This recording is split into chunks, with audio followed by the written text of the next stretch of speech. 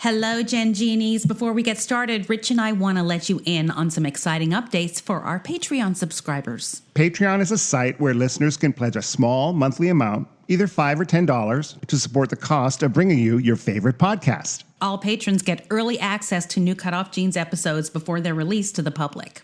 And along with our undying gratitude, you'll also be able to join our special patron-only Facebook group.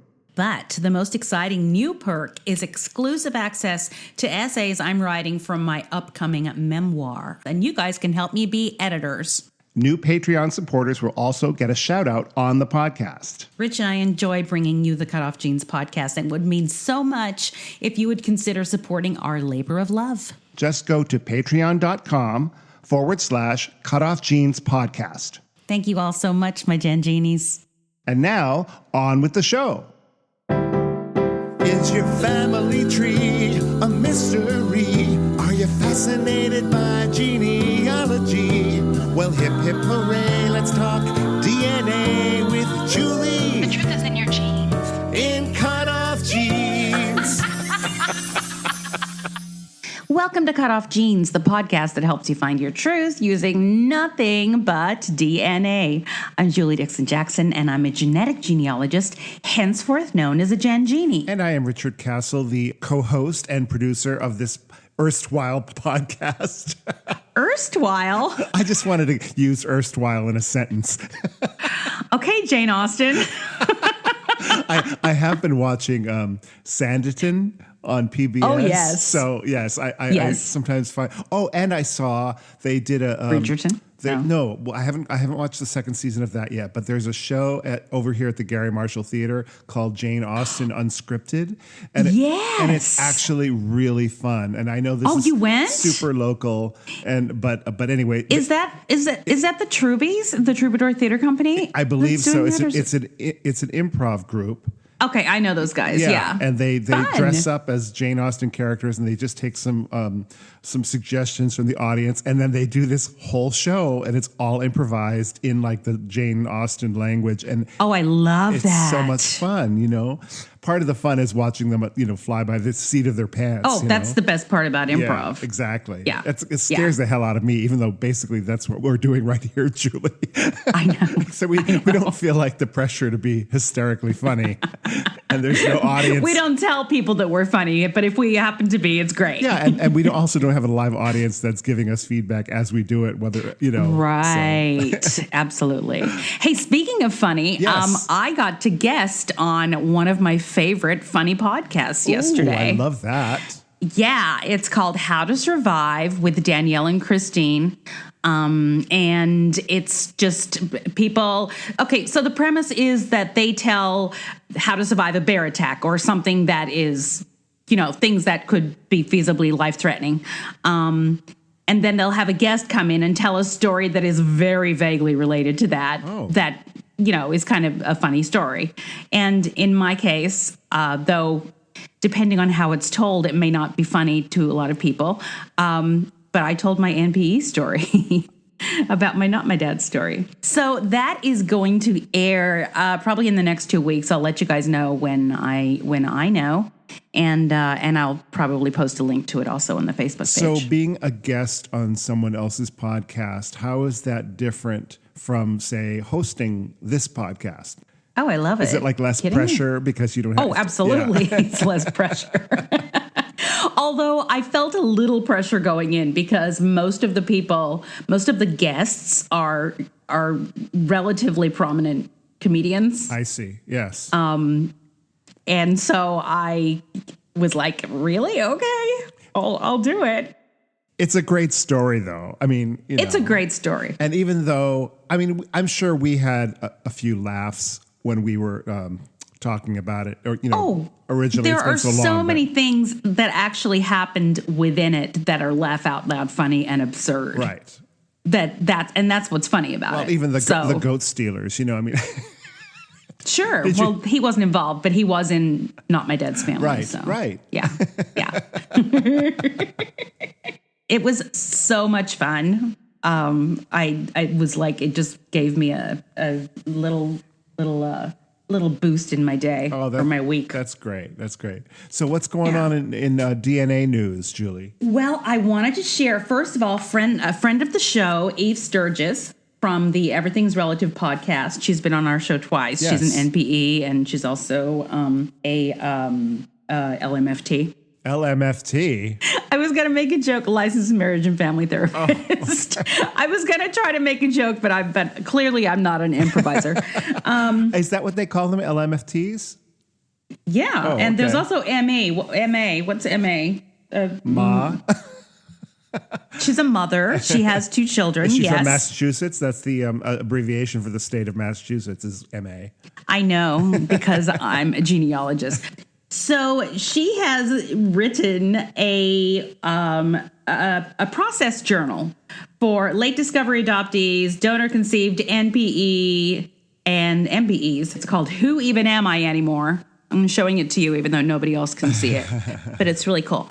And it's a journal, basically. And each chapter just begins with a question and helps you and asks a real specific question about a specific aspect of your journey and encourages you to write about it.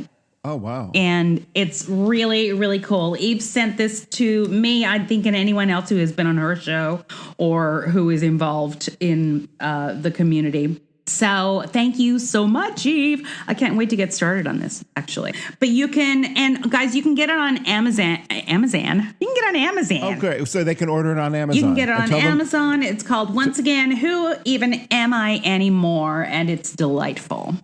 By Eve Sturges. By Eve Sturges, LMFT. And Ma. Okay. Secondly, Ancestry has a new feature called the Side View feature that I actually posted right after we recorded last time, so we didn't get to talk about it, but it literally launched that night. I hope they choose the right side view because I look better from the left. I look better from the right. Actually, that's my... So it's a new feature that basically tells you which parent you inherited what from. And I'm not exactly sure how they know, but because especially if both your parents haven't tested, or if they can do it if neither of your parents have tested too, which I think is interesting. You mean like where do I get my passive aggressive traits? No, just your origins, basically, and ethnicity and inheritance traits. Dan, because you know what? It's probably 50-50. Yours is, by the by. I was like, yours is like you don't even have to guess, because some of them you're like, I had to break mine down a little and say, oh, wait, but who is this? But no, yours is 50% Irish and 50% Ashkenazi Jewish. Exactly. Right down the middle. Okay, it says how we identify your ethnicity inheritance. Your matches tell the tale. Your maternal relatives share some DNA segments, as do your paternal relatives. By piecing together the DNA your matches share with you and each other, side view technology groups your DNA by the parent it came from. Well, yeah. Once that's done, we test the ethnicities of the DNA in both groups. This shows us which regions you inherited from each parent. Oh, I see. The size of our DNA database is what makes this work. With a network of over 20 million people, 20 million, Ancestry can provide these results without testing your parents. So I see what they're saying. They have not been able to, I heard maybe it's coming, but they can't tell you which is which, especially if both your parents haven't. I would think they would me, though, because my mother has tested. Right. But in my breakdown, I know what mine is so my breakdown is majority England, Northwest Europe, shocking, Scotland, Ireland, Wales, and Norway. And then it has this pie chart, and on the left side is parent 1, on the right side is parent 2.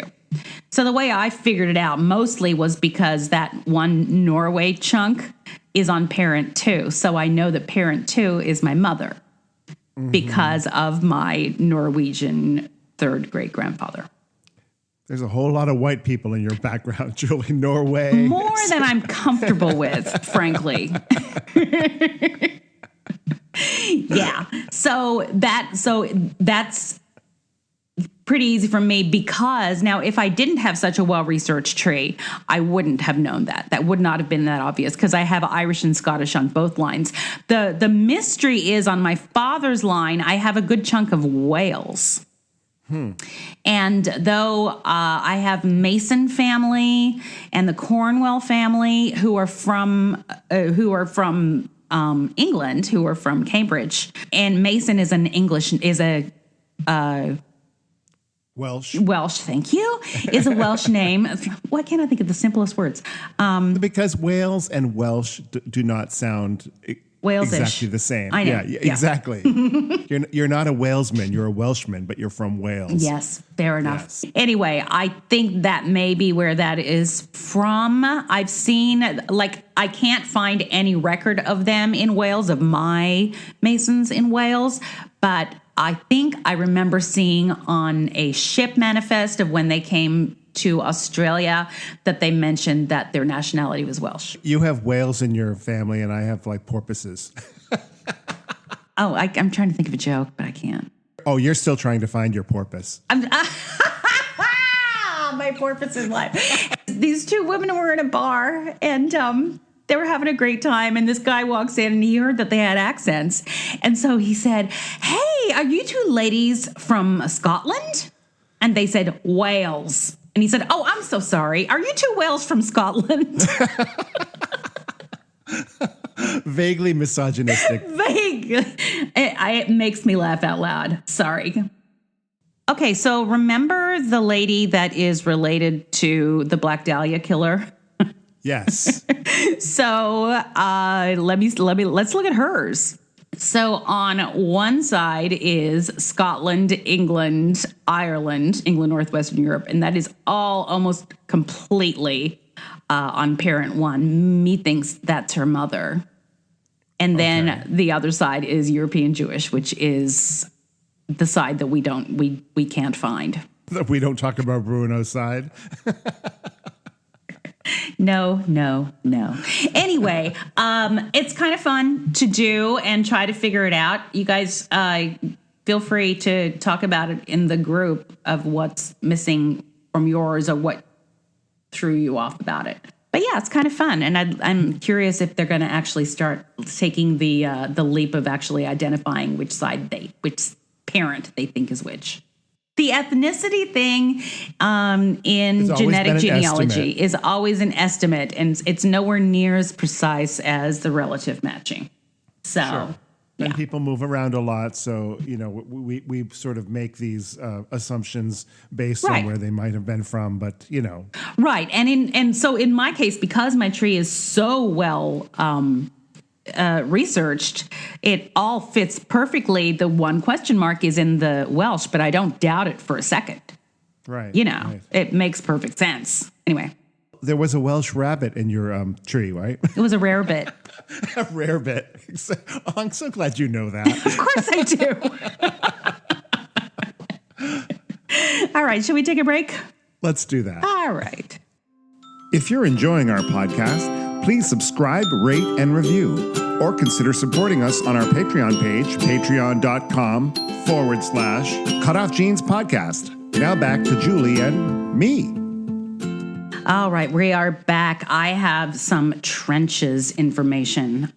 We always love going into the trenches with you, Julie. We love us the trenches. So I worked on this case from a listener, and I'm not going to say his name because he uses a pseudonym, and his pseudonym is Mendy, so I guess I can use that. I think he's going to guest on the show, actually. He has a very interesting case. Mendy is very Jewish, and by very Jewish, I mean he is very involved in the Jewish community. He's as Jewish as you can get as far socially. I'm only Jewish when it's convenient. Right. And his father was Jewish. Well, guess what? He was an MPE. So his father was not his father. Turns out he is not half Jewish. He is half Italian. Very Italian. And so in working on his tree, he'd actually had somebody else. He'd had a half-sister match. And so it was pretty much a no-brainer on who his father was. But he hired me to build out his tree more and to see if I could link the matches to where they fit in his tree. Sure. Which I love doing. So I did that. We found a serial killer, and we also found this was really interesting. His great grand aunt Rose. I found her naturalization application from 1926. Oh, cool. And she made it after her husband died. But I remembered when I was putting her in the tree that all of the other records said she was born in the U.S., so why was she being naturalized? So they had 7 children. So this was 1926. They had 7 children. She was born in 1898 in Mount Vernon, New York. And I was looking at it and then I noticed this, a little notation on the application that said omitted under the Cable Act of 1922. So I said, what is the Cable Act of 1922? Yeah. Well, let's have a look. It's the Flying Walendas, the Cable Act. Yes.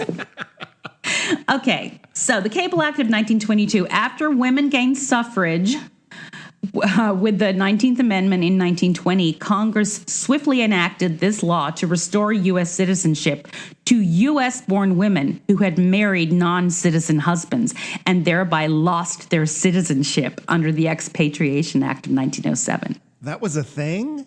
Yes. So if you were an American citizen but married somebody who was not born in the U.S., even though you were living in the U.S., you lost your citizenship. That's nuts. Isn't that crazy? Because now, if an American marries someone who is not born in the States, they can become a citizen. Right. By marriage. And I'm trying to think, did her husband get citizenship anyway? Wouldn't that be weird if the person that she married was able to become an American citizen because he married an American, but she would lose her citizenship? I'm sure that was not the case, but I'm just saying it would be a weird thing to balance out. I think I have it in here. I'm looking at it. Here's the application. I was married February 22nd, 1914. My husband was naturalized September 19th, 1923 at Bridgeport, Connecticut. And this is after her husband died. So he was naturalized, but I'm not sure why she would have to, because he dies, he loses his naturalization? That's a very odd thing. Isn't that weird? Yes. But it very clearly says omitted under the Cable Act. I thought that was fascinating. It's amazing how few rights women have had throughout history, isn't it? Oh, yeah. And, I just want to, before we go on to the next topic, and I'm sure I've mentioned this before, but I think it's worth mentioning again, that the legacy of that kind of, the fact that women did not have the same rights as men, I believe that women, and specifically, I'm thinking in terms of my mother, sort of not only inherited this, but sort of embodied it in a way, and to the point where, so she would she ran all the accounts and everything in her marriage.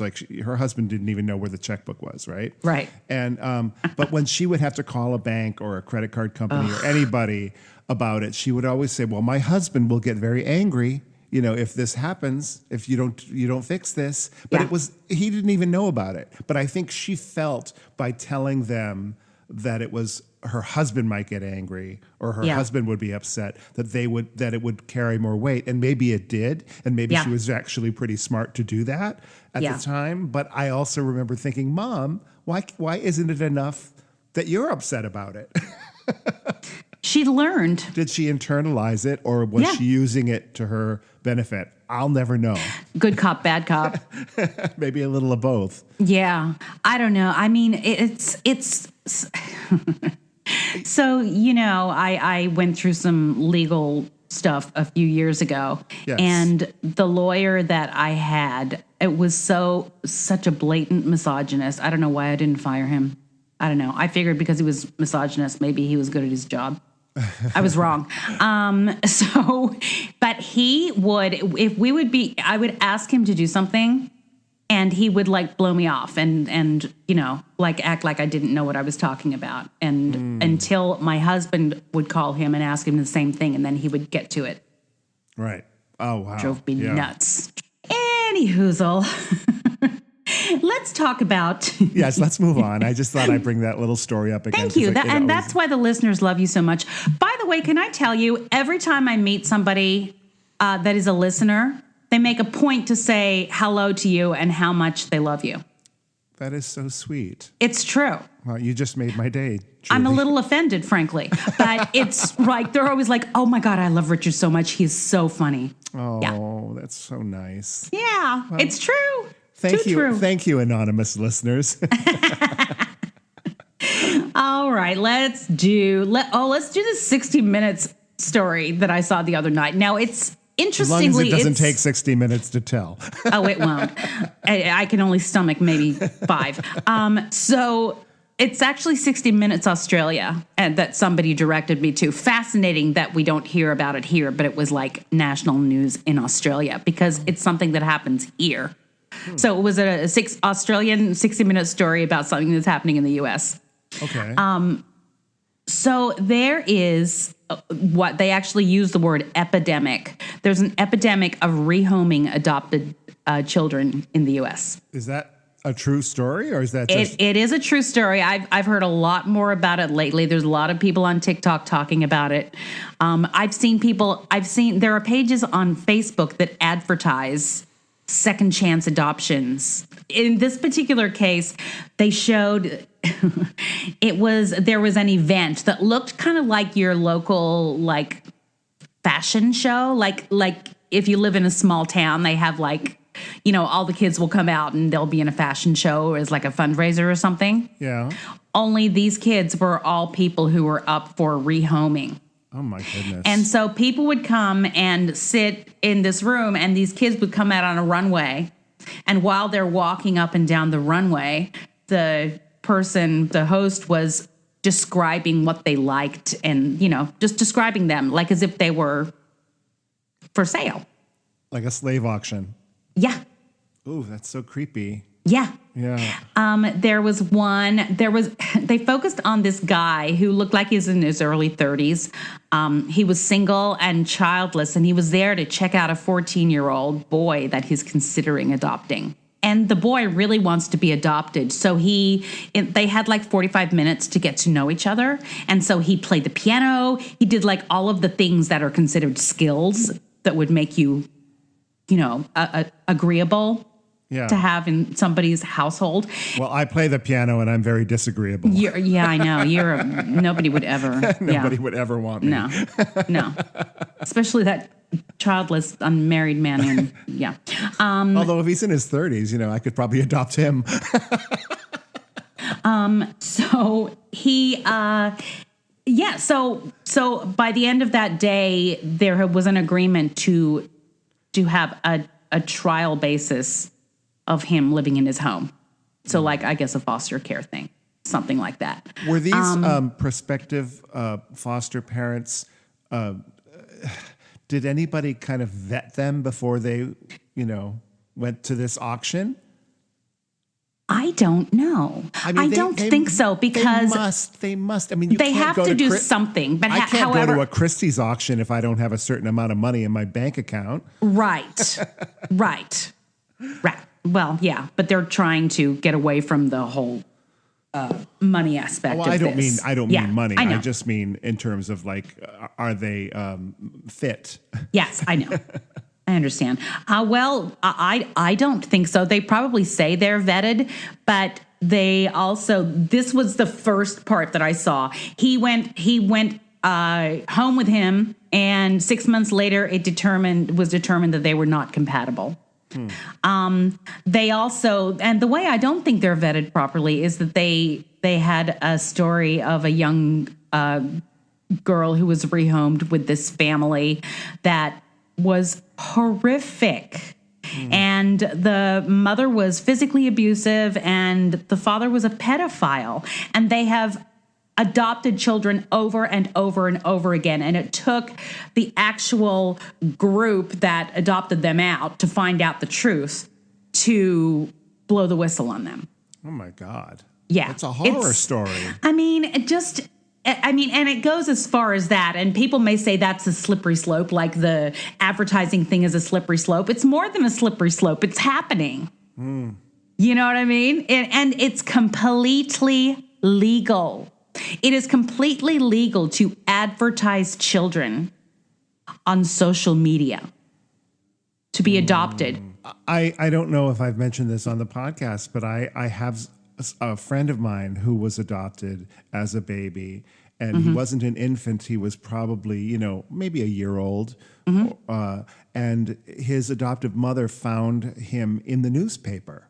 Like there was a picture of him, and I'm sure not just him, in the newspaper. And we're talking in the late 60s now. Where was he adopted from? What state? California. Okay. I wonder, because that is literally that has the fingerprints of Georgia Tan. That's what she used to do. Oh, well, Christmas babies and baby of the week. Yeah. I don't know the circumstances of this ad or whether weird. It might have been an article or whatever it may have been. But I mean, he was adopted because of that. His adoptive mother said, "Oh my God, I saw this baby," and I went, "Oh my God, I want this baby," and she went and she got him and raised him. And well, I mean, in this case, it turned out all right, but it's just, it is a little strange, right? I mean, it's super weird. It's super weird. No wonder we feel like chattel. Yeah. Eek. I'm like, do they go on sale? I mean, can you get? You know what? Some of the agencies I noticed. I saw this on TikTok. Good old TikTok.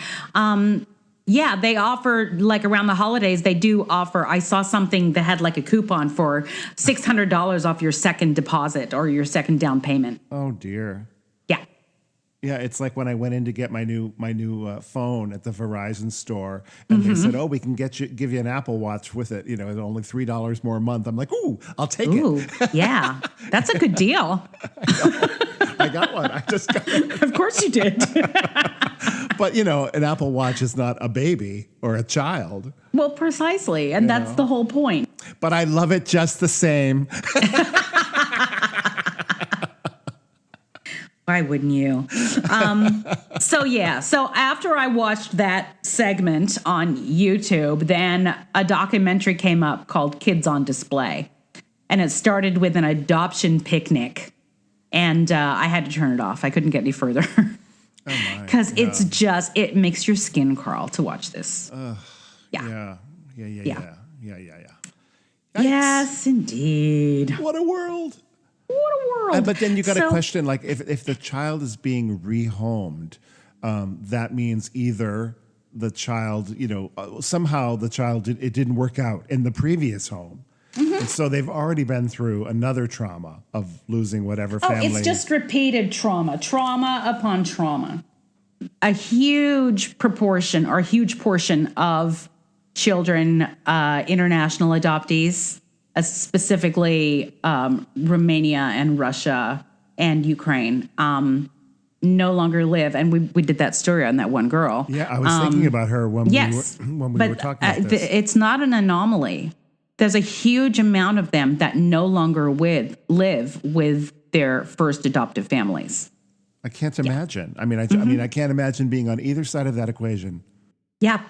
There's a adoptee on TikTok that talks about, adoptee trauma, but she also has, so she was adopted. Then her parents had a couple of biological children, surprise. And then they went to Romania and adopted a couple of boys. And after a couple of years, they rehomed them while she was at school. Wow. And she's looking for them, but she can't find them because they changed their names and because she was not their parent or something. So she can't get information as to where they are. And the system probably doesn't even know where they are. Right. And it's not like they shared any DNA with her, so she couldn't even do a test. Exactly. Wow. Yeah. Horrible. Lots to think about on that subject, Julie. Yes. I think we should take a break. All right. Thank you for listening to CutOff Genes with Julie Dixon Jackson and Richard Castle. You can support us by going to patreon.com/CutOff Genes podcast. Now, back to the program. All right, let's listen to part 2 of my conversation with Cynthia from Michigan.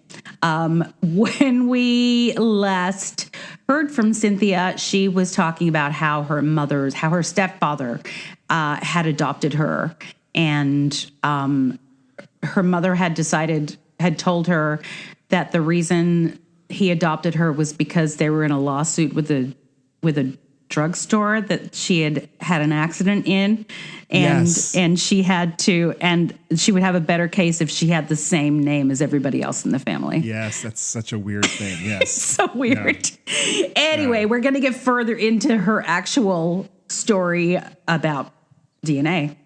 Let's listen in. From the time, though, in 98, when I met up with and began a relationship with the man who married her, who was on my birth certificate, so the birth certificate dad, which we call him the fake dad. My children and I, my friends and other family members, we refer to him as the fake dad. Right. It's sad because it made so much sense. And I know a lot of people struggle with the reveal and the actual information that comes about after the DNA results and after you question friends and family about really what was going on around the time of your conception. To me, it has been a total relief, a total relief. And my children are thrilled to know that they don't have to go hang out with that guy, because we just totally relate to that.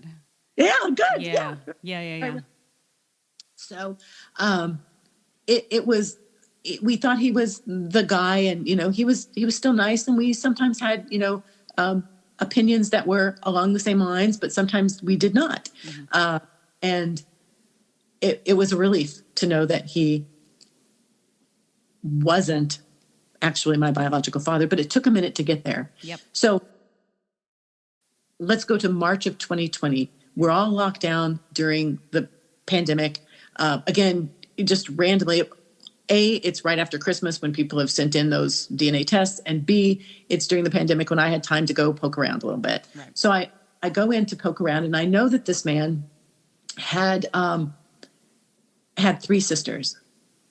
And in addition to having matched a first cousin who I don't know, and that first cousin's son, who I'd never heard of, I'm matching that first cousin's mother. So now my number one match after my daughter is this aunt. And we're at 13%. I talked to the fake dad one day, and I asked him, what are the names of your sisters again? Just remind me. What are the names of your sisters? So he gives me their names. None of them are this name that's showing on my DNA. Mm-hmm. So I'm thinking, I was convinced that he was my biological father. Sure. So I'm thinking, and I'd had a relationship with him for 20 something years. And, I thought, buddy, I'm going to knock your socks off one of these days, because I think your dad had a little tryst someplace. Right. I found your surprise sister. Uh-huh. So I went through all the obituaries I could find in his family. I spent weeks searching for and making a reverse, I don't know if you call it a reverse family tree, but just trying to figure out how I could find this person in anything, to do all this other craziness of it. Building out and seeing if you can find the connection. Yeah. And thinking, I know it's got to be this. This is the only thing it can be. And that's the amazing way our brains protect ourselves. Yeah. Figuring out the rug is about to be pulled right out from under you. Mm-hmm. So, you learn a drop in the bucket every day. And then you finally are able to go, maybe this other thing could be it. Mm-hmm. So by that point, I'm steeling myself, how I'm going to address all of this, and that he is not related to me. My children kind of celebrated again. It was hilarious. It was a breath of fresh air to know he ain't it, but who is it? Right. And why don't I know of anybody else? And my grandparents would not lie to me, but my grandparents perhaps were lied to. So there's that. Or they didn't know. Or they just didn't know. Yeah. Yeah, just totally didn't know. Yeah. As I continued to search, when I realized that none of these people were related to him, this was not his sister, and I had not made this amazing discovery of his dad being unfaithful. So instead, we're going to still look at what my mom might have done. And as I did that, I started sending messages to people it takes a minute to get your head around how all the DNA results worked. I initially tested on 23andMe, which I'm very thankful I did that first because they create a projected tree. So, and it had my first cousin on my maternal side in the right place. So I understood what it meant on the other side. Oh, okay. And yeah, so it was a good balance for me. So I wrote to anybody who had any, if they were the aunt, the first cousin once removed, and all the way to second cousin. And I had quite a few in those ranges, and I know a lot of people don't get that. So I had a lot of 23andMe? On 23andMe. Oh, yeah. wow, okay. Yeah, so that was a good surprise. So I sent messages of, I see we've connected.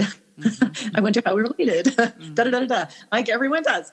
And so I sent dozens of those, probably 24 messages to a lot of people. And some of them I heard nothing back.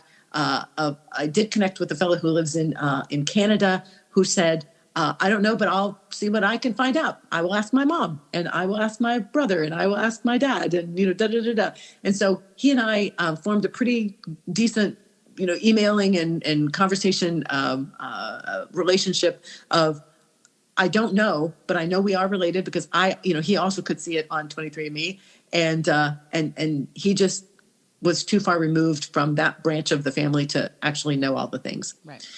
But I hit pay dirt on a second cousin who said, I know it has to be somebody that my dad would know.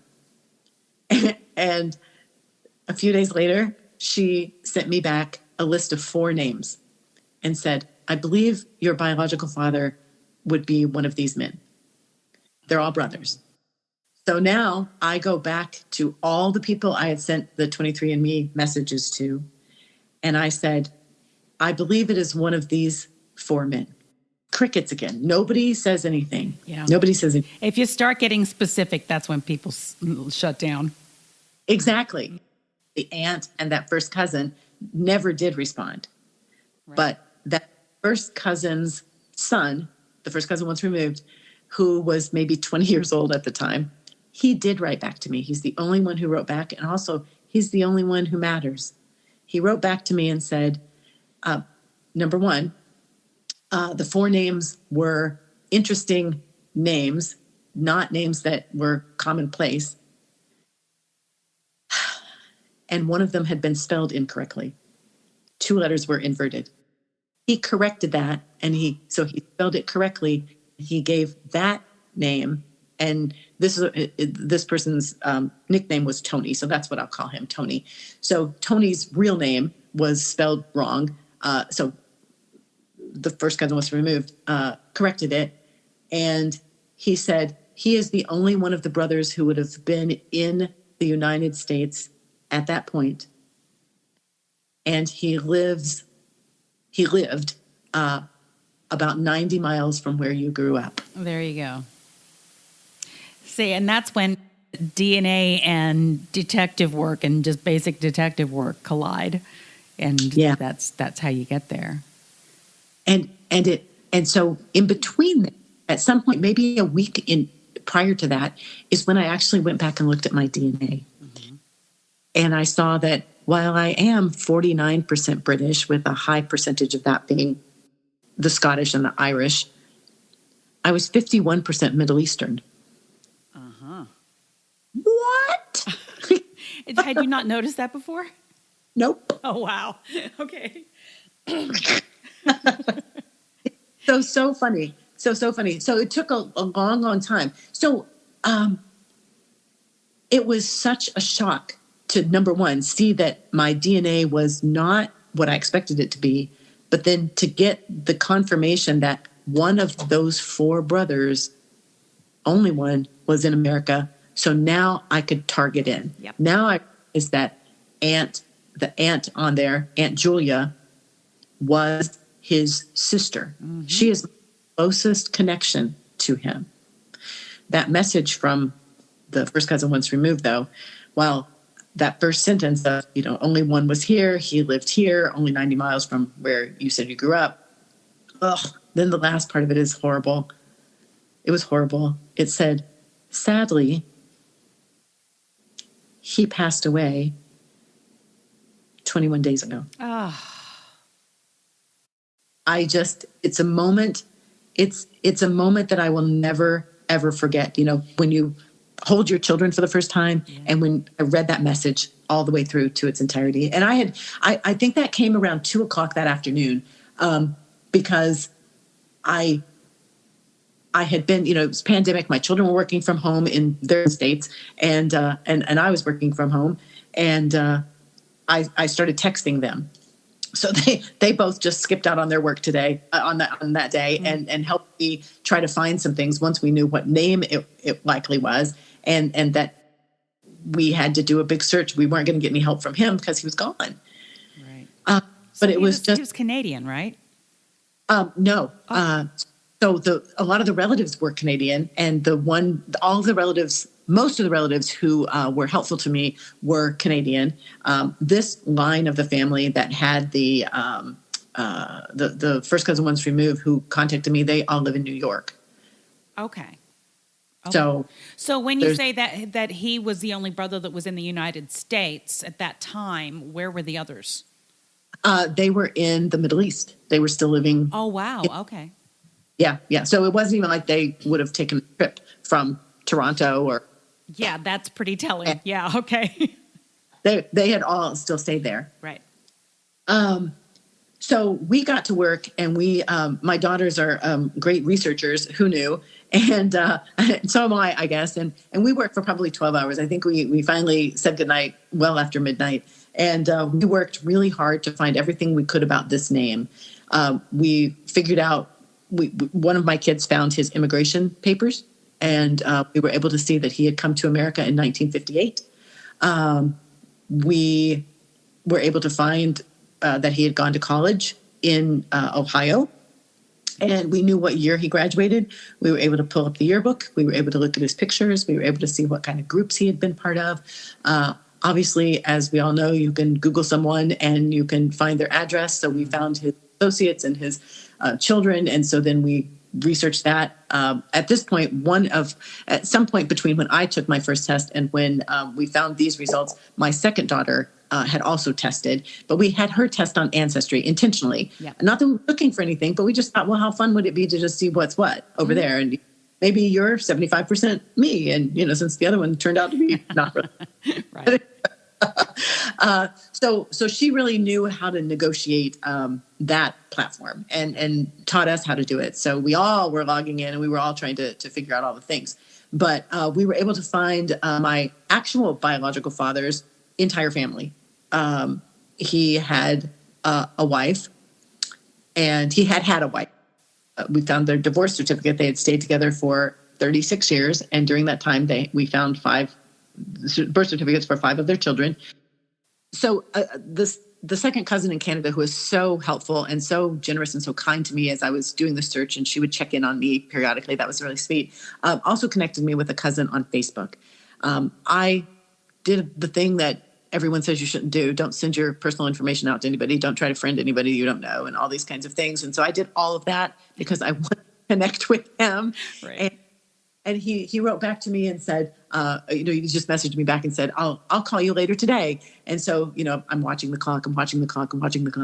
And he finally did call me back later that same day. And we talked for 15 or 20 minutes. And he talked about who my biological father was, and that he doesn't doubt for a second in the world that, I could have been his child that he had with a person before he had married his wife, that he had a lot of children. He had 5 children with that wife he married.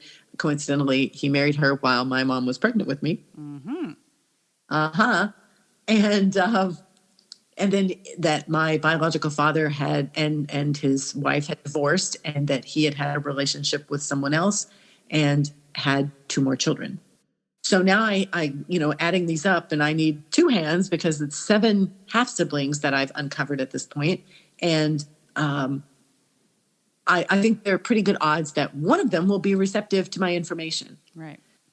So my discovery was on April 29th of 2020. That's when all the information lined up so that I had a name, and then I connected with this cousin, and I found all the information about these half siblings and about my biological father.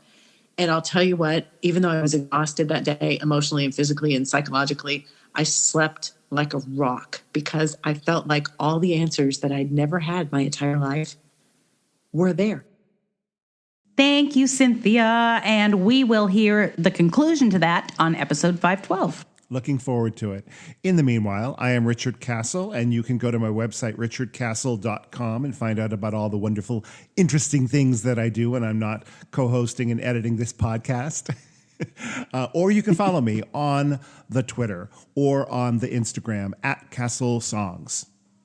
You can find everything about me at cutoffjeans.com. Links to everything. I've started updating the blogs there. And also, if you would like help, that is the place to go. I've had lots of listeners contacting me, which is awesome. And it makes it just that much more special, I think, for me. Nice to know that there's people, there's people attached to the numbers that we see. Yes, exactly. So yeah, and also, check us out on all the various socials. Make sure you join the Facebook group, join the conversation. Yes. And as I always like to say, What is that? The truth is in your genes.